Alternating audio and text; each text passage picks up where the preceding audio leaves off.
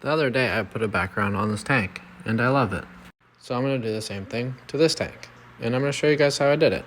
So I just bought this blackout window tint on Amazon. It was like 20 bucks for this whole roll, and this should do multiple tanks. I did this tank, I'm going to do this tank, and I should have enough to do this tank too. So the first thing we're going to do is just clean the glass. I just made a video how to clean the glass right before this one, so go check it out. So when you clean the glass, make sure you do a nice thorough job because it will show on the other side if you don't. Now we're going to cut a piece the same size, just a little bit bigger to leave you a little bit of wiggle room. So I'm at the back of the tank with my piece. I don't have very much room, so sorry about the angles, but I'm going to try my best. So we're just going to grab a squirt bottle and just squirt the whole tank with just some water. All it is water. We're going to get it real soaked. So after you get your tank glass all wet, you got to remove this protective layer off. Don't remove the whole thing, just a little corner. Approximately like that much of the protective layer, and just stuck it on. It should have a nice seal to it if you have your glass nice and wet.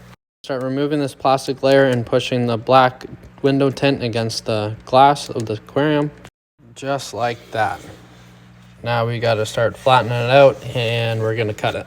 So these tanks are quite hard to cut because you got a little corner here, but we'll make do. So the first thing I like to do is grab my squeegee and just kind of squeegee all the water out. We're going to do that across the whole tank. Now we're just going to go cut the excess off with an X-Acto knife.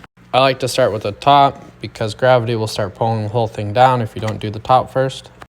So we got our top cut. Now, like I said, these tanks are hard because they got a little bracket right here you got to go around, but we're going to cut around that and cut around the sides. I actually went to go change my blade because it wasn't very sharp. As you can see, it wasn't really cutting so well. So make sure you have a nice sharp X-Acto knife. So I cut around all the edges.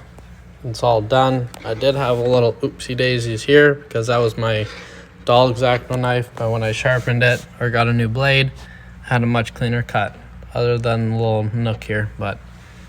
And that's the result. Don't mind the dirty glass, I gotta clean that, but you can barely see where I messed up, but it looks really good.